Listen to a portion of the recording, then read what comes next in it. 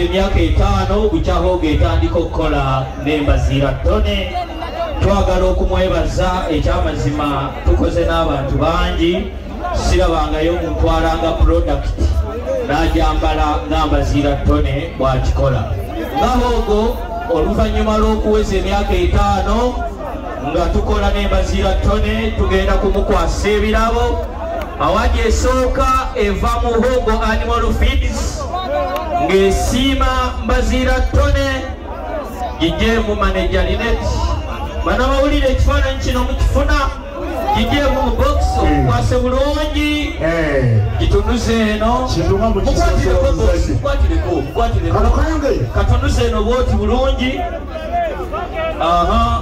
Awadi manager Linet deryo tunule eno mbawagizi eyo awadi okuva mu Hogo Animal Feeds ng'esiima mbazira ttone olw'okubanga tukoze naye emyaka 5 era tukoze oluligi obula ekitalo. Awadi endala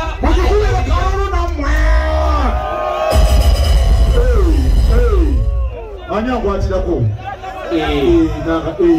manager William akiikiridde director wa Hogo Animal Feeds naye akwasa award olw'okukolagana naye obulungi ng'olanga product ya Hogo okumala emyaka 5. abaye enduulu eriwa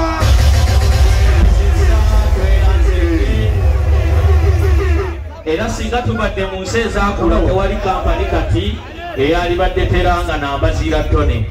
Ekyamazima musajja mukozi musajja byonna bikola ffe ng'abahogo tuli basiimu. ekyo nsaba Sebo tweyanziza nnyo tweyanze olw'enteekateeka tweyanziza nnyo ttone. kale tweyanziza nnyo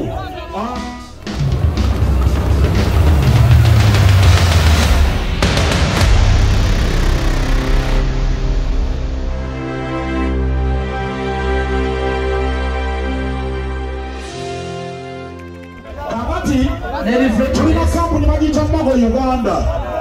Mogo Uganda yazze kujuna bodaboda abali wano muwugana nnyo kisukka mukakane tumalirize bino kansooke mbono namulabye yetali bulungi. Mogo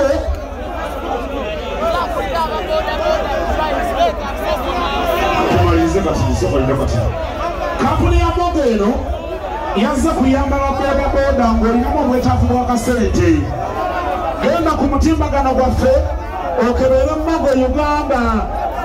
Mogo oba weetaaga $2.5 mu kaseera mpawekaaga ogenda kubazifuna ng'otwalayo kaadi ya pikipiki babakuwa ssente osasule mu kibanja mpola. Mogo gamba Mogo Mogo Mogo ndoja tuchukule kiveyo abange mawali reflector gamba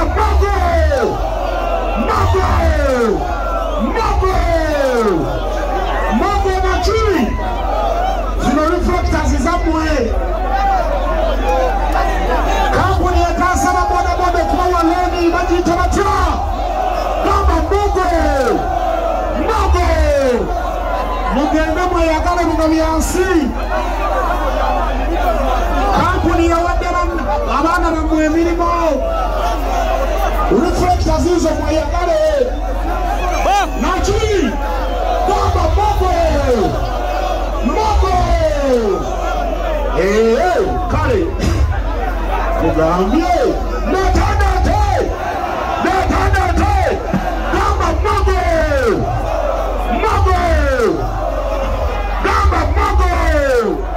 ezo reflectors muzambala ababodaboda mugende mufune looni mu Mogo $2.5 ng'osasula mu kibanja mpola kaadi gy'owaayo piki ogisigaze okola ku kkubo naki leeta sabula tunywe kola ki gamba sabula kola ki ono gwe nsooka okuwa amulabye amugezi talina mangi sabula gamba sabula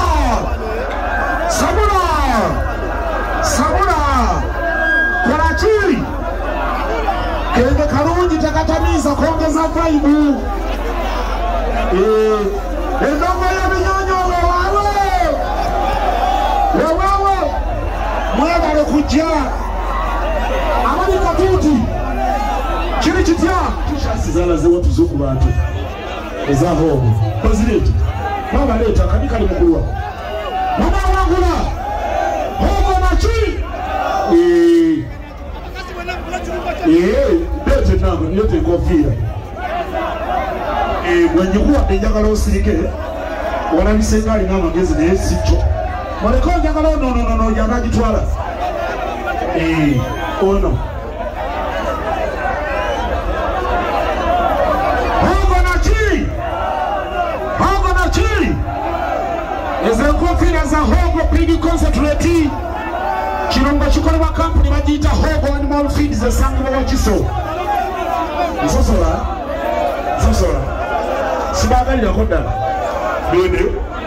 ndebye kusaati zibuzibuzibwa kale musawo nyiigo ekibeeresa omwoyo oyagala okugabira abantu endono